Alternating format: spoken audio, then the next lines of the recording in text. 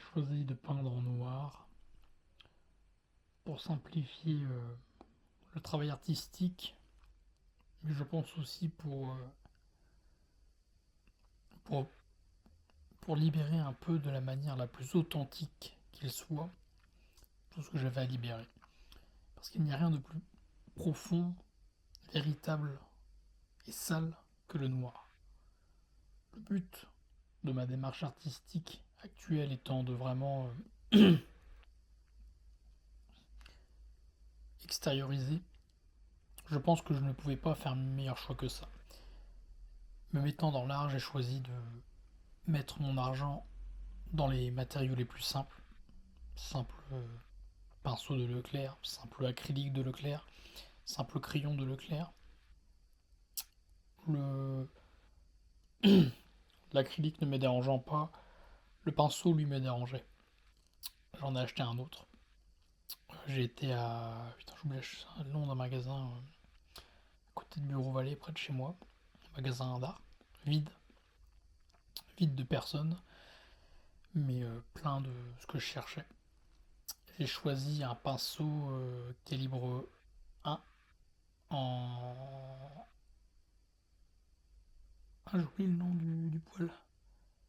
En micra. Comment ça s'appelle cet animal-là? Qui marche? Je sais plus. Le nom d'un animal. Enfin, les meilleurs pinceaux. C'est simple, c'est un pinceau, ça m'a coûté 14 euros. Et le trait est beaucoup mieux, oui.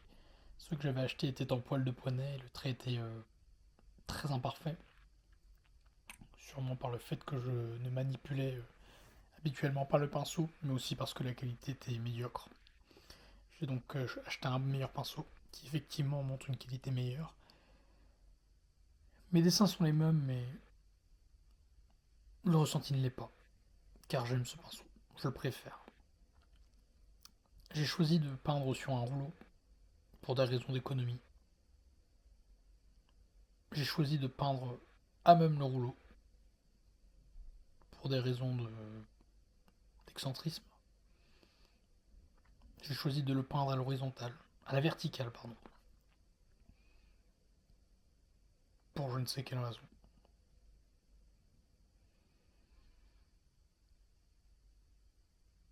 Je suis toujours impressionné par les peintures que je fais et les dessins parce que, dans l'ensemble, ils m'inspirent autant qu'ils m'ont permis de me libérer, alors qu'ils sont objectivement parfaitement dégueulasses. C'est-à-dire que je peins des traits, dans ce qui est le plus basique, et ayant peut-être des problèmes de motricité, j'imagine, parce que c'est particulier d'extérioriser avec précision via les membres les plus extrêmes de son corps. Je n'ai pas l'habitude de peindre, d'utiliser mes doigts avec autant de précision, j'ai l'impression. Quand je vois les dessins, en tout cas, je vois le manque de régularité. Ça représente bien aussi ce que je veux faire. C'est pour ça que je fais des traits basiques. J'ai commencé par des points, par des virgules, puis par des traits droits qui ne l'étaient pas. J'ai choisi de faire des formes, carrés, ronds, triangles, des traits un peu plus droits, des ronds. Puis à la fin, j'ai fait l'étape d'au-dessus, tenter de dessiner le silhouette d'une femme, une fleur, un soleil qui à la base devait être une fleur, deux yeux et un sourire, un point noir qui lui aussi devait être le centre d'une fleur. Puis ensuite, comme il me restait un peu d'encre, un peu d'acrylique que je ne voulais pas gâcher, j'ai choisi d'habiller par des formes plus petites, des détails plus précis, d'autres traits, d'autres points. Puis j'ai signé et marqué la date. Le résultat est pour, pour l'artiste, pour le contemplatiste, puriste, analytique que je suis, subjectivement, si je me m'extrais de toute créativité, de toute empathie, c'est parfaitement dégueulasse. Mais je le trouve magnifique, objectivement. Parce qu'il est tellement complet dans sa réalisation, tellement authentique, tellement pointilleux, tellement propre à l'objectif qui est le travail des formes par l'essence, par le début, avec des matériaux premiers, simples, qui répondent parfaitement aux critères demandés qu'étaient les miens. Ainsi, si j'étais l'analyste de moi-même, je dirais que cette œuvre est parfaitement aboutie. Et quoi que j'en dise, je la trouve belle. Étrangement, elle me convient. Des souvenirs ont émergé au moment de faire les traits. C'est étonnant que ce soit les traits qui m'aient. Ça m'amène à l'objet de l'essence qui m'amène à faire cette vidéo, qui est que c'est impressionnant comment les traits, aussi laids puissent-ils être, puissent être libérateurs. Parce que là, au moment de faire des traits, j'ai eu la mémoire d'un moment de ma vie où j'étais en colonie de vacances, enfin où j'étais en vacances avec mes parents, où on m'avait demandé d'aller rejoindre l'endroit où il y avait les animateurs et les enfants, tout seul. J'y suis allé, je les ai vus dans un champ et j'étais trop timide pour traverser le champ et aller les rejoindre. C'était bien peut-être 100 mètres, voire 200. Et je les regardais. Je me disais que j'aimerais bien être avec eux, mais je n'osais pas. Alors je suis rentré. J'imagine avoir inventé un mensonge. Je suis resté avec mes parents. Ce soir-là, j'ai fait quelque chose dont je tairai les éléments pour des raisons de confidentialité, mais qui m'ont amené à mon premier passage au tribunal. C'était peut-être une des soirées les plus destructrices de ma vie. Parce que c'est elle où les choses ont commencé à être un enfer, pour moi je pense. Dans le sens le plus sociétal, je pense, qui existe. Dans ma place dans le monde, ce jour-là était un des pires. L'une des amorces à un enfer. Vraiment. Il y a eu plein d'autres choses avant qui ont amené à cette soirée-là, qui ont été terribles, mais ce soir-là était, je pense, révélateur de plein de choses. Et quand j'ai fait ces traits, bah, ça m'est revenu. Je ne peux pas l'expliquer. Parce que c'est un souvenir auquel je pense quand même rarement.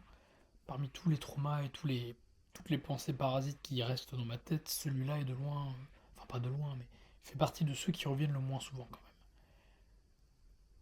Alors je continue mes traits. Et par mémoire de cet aspect de tribunal qui m'a quand même beaucoup marqué ces soirs-là, les soirs où j'y pensais, les soirs où je vivais un peu tout ça, où je craignais la prison, et ben je dessinais toujours à la verticale. Puis j'ai choisi de dessiner sur ces barres verticales des vagues. Je voulais faire des traits, mais sachant que mes traits n'étaient pas droits de toute façon, je me suis dit tant qu'à faire, autant faire quelque chose de joli. Alors je les ai fait en vagues. J'en ai fait 3. Sur les peut-être 25-30 verticales. C'est la partie la plus laide du dessin, je pense. Celle qui dénote. Parce que c'est celle où vraiment c'est de l'acharnement. Et pour rompre ce premier, cette première face du rouleau, qui correspond à, je sais pas, un centième du rouleau, peut-être 1%, j'ai fait des traits. J'ai fini l'encre pour faire des traits sur le bord, qui ont débordé sur l'intérieur du tableau, sur l'intérieur de ce que j'ai fait, sur la date. C'est encore plus immonde que les traits que j'ai faits pour le moment de la prison. Mais en fait, ça représente bien ce qu'il y a dans ma tête. Cette évolutivité, du début jusqu'en bas. Ça commence par des points, puis par des énergies, puis par des formes, puis par une structure en trait, puis par des formes plus précises, puis par des formes encore plus précises. D'abord le ciel, puis la terre, tout en bas le sourire, l'aboutissement de tout ça, et la signature, de l'abstrait au concret. Et ce qui est étrange, c'est que cette phase de barre, en fait j'y vois un parallèle assez assez impressionnant avec la conception de l'univers. Au début, il y avait la lumière. Au début, il y avait la nuit. Puis après la lumière. Puis après, en 7 jours, on a fait l'homme. C'est exactement ça. D'abord des points, des étoiles, des conceptions, des rien, du vide, puis de l'énergie, puis après de la conception, de plus en plus précise. Mais je ne vois à aucun moment, dans toutes les manières que ce soit, dans mes conceptions des choses et dans celles que j'ai pu analyser dans ma vie, cette phase de prison, cette phase de chaos qui, qui rompt, qui rompt fondamentalement les énergies. Ce chaos, ces conflits, c'est le mot que je cherche, ce conflit. Pourquoi il prend autant de place chez moi? Pourquoi je n'arrive pas à le concevoir dans les études que j'analyse et que je fais de mon environnement? Que ce soit au niveau universel ou au niveau physique, humain. Pourquoi le conflit prend-il tant de place sans pour autant que je le conçoive comme étant, comme étant?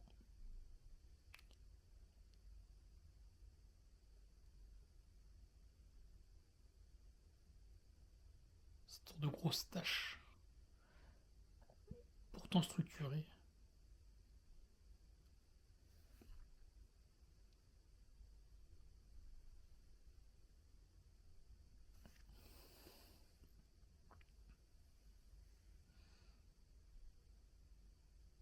Y a-t-il eu un moment dans l'univers cette phase de conflit, cette phase de doute que l'on occulte tellement par son... En fait, on n'accepte pas les phases de doute, les phases de conflit, les phases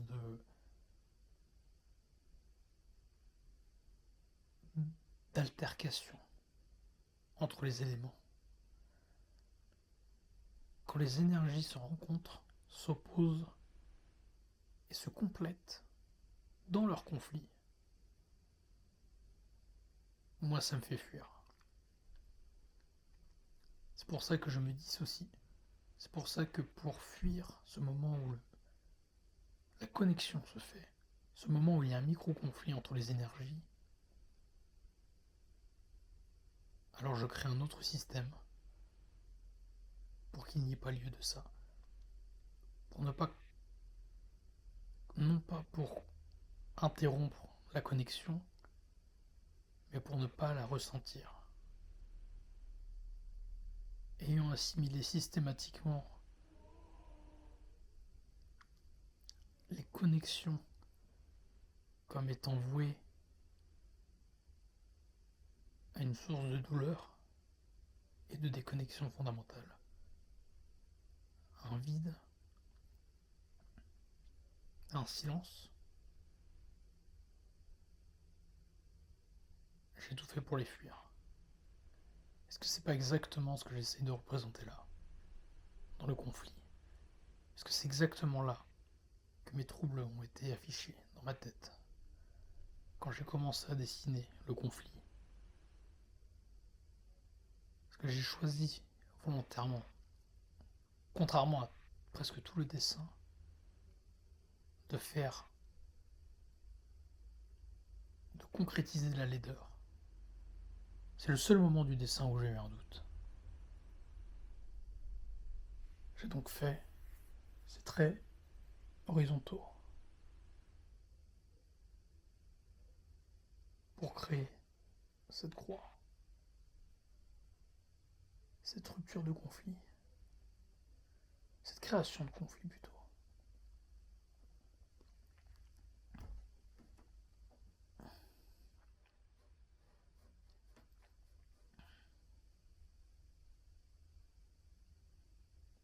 C'est très perturbant ce que je viens de me dire là. Est-ce que je rejette systématiquement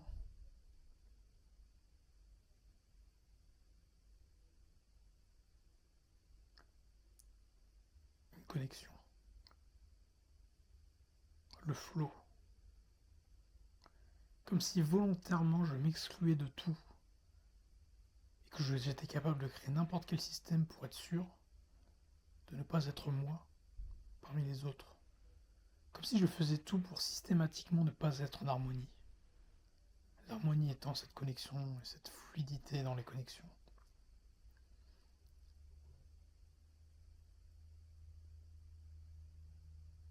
Cette stabilité. Cette régularité. Quand la connexion se fait, j'ai tellement peur que la régularité disparaisse, s'estompe, que je le fais moi-même, pour ne pas subir le choc venant de mon environnement. Alors je crée ce vide, sans le vouloir. 15 heures, 15 minutes, 55 secondes, 55 gigas, 500 mégas.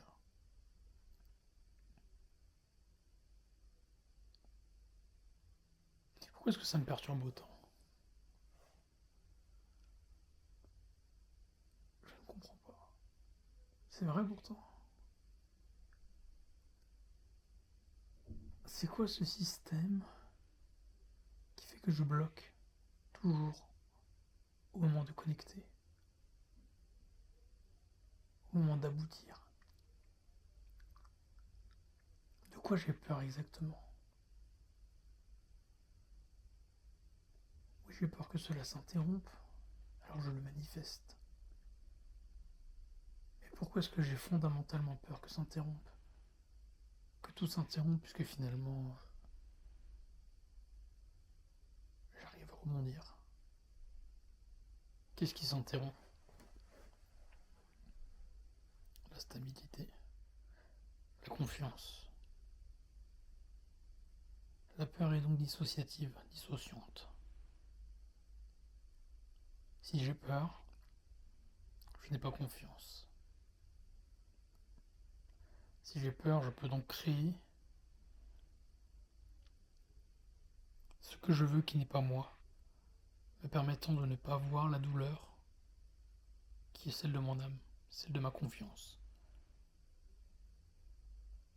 Alors il faudrait foncer là où la peur ne voudrait pas que j'aille.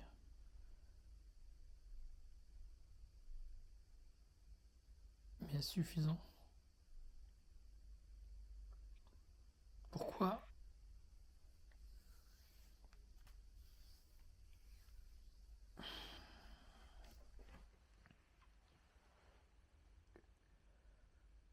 Pourquoi la connexion est-elle si complexe? Il y a un conflit au moment de l'interaction. Au moment de la connexion, il y a un moment où je suis trop contemplatif, où je ne me présente pas,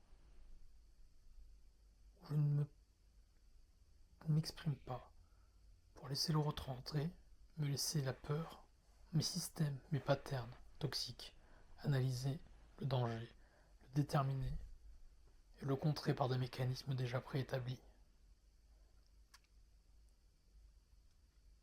Alors que si j'étais authentique, qu'est-ce que je ferais finalement? Je me tairais. Si j'étais vraiment authentique, je ne parlerais jamais.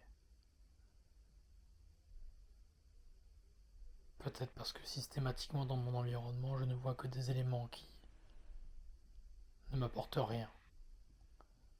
Comme si tout ce que je disais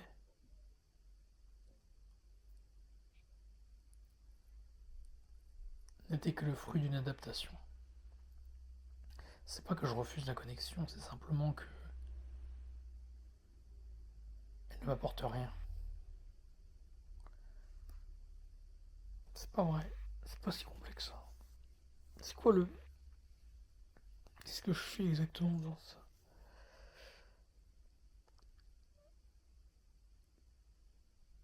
Que sont ces lignes, ces traumas? De quoi j'ai peur?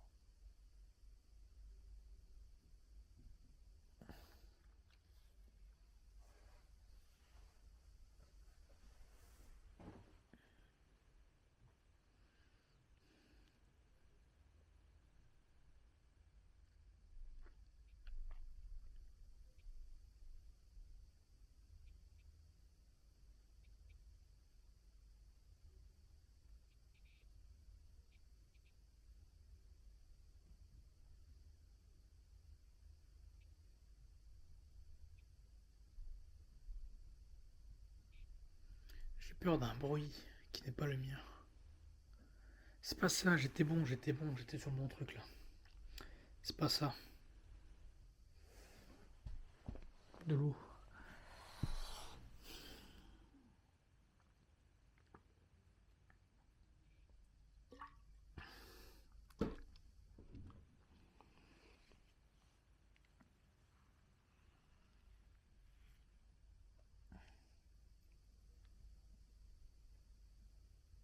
C'est quoi le sujet?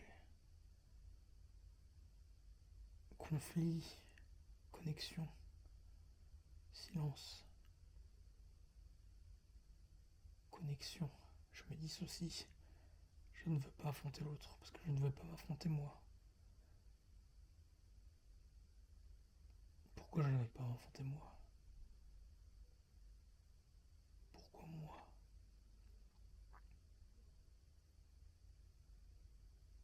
De quoi j'ai peur exactement? Moi? Moi?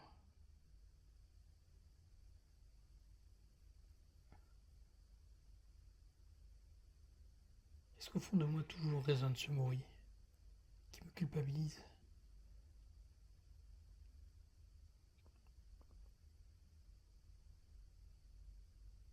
Et me redirige dans des directions qui ne sont pas moi systématiquement? Comme si une partie de mes patterns anciens me contrôlait encore, pour être certain que je ne me réveille pas, que je ne me révèle pas, que je ne sois jamais moi. Est-ce que si jamais j'étais moi? C'est pas ça.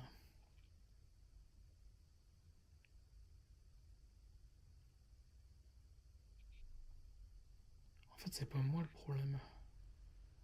Ce sont des patterns qui me contrôlent, qui m'amènent à l'autodestruction. Ce n'est pas moi. Tous ces bruits qui restent depuis que je suis né, ils sont tellement ancrés, tellement anciens, tout ce chaos conflictuel, familial, de mon environnement auquel je me suis adapté. Ce bruit que je recherche dans mon environnement et que je recrée par la rupture de moi-même, afin de créer systématiquement du problème. C'est ça qu'il reste. C'est cet élément précis qui me tiraille. Toutes ces, toutes ces cryptes, toutes ces fissures sur mes phalanges, tout ce qui m'effraie dans les chirurgies de mes mains. Ces rayures, ces quadrillures que je retrouve sur les feuilles des devoirs, de la cour, des cours, raison pour laquelle j'ai changé de bloc-notes, prenant un bloc-notes blanc pour être libre. Le cadre, le conflit entre les énergies.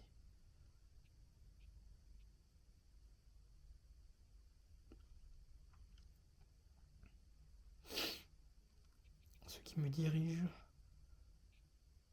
ce n'est pas moi, ce sont des restes de bruit qui m'ont toujours dirigé, auxquels je me suis toujours attaché. Ah putain, je t'aurais pas ce soir.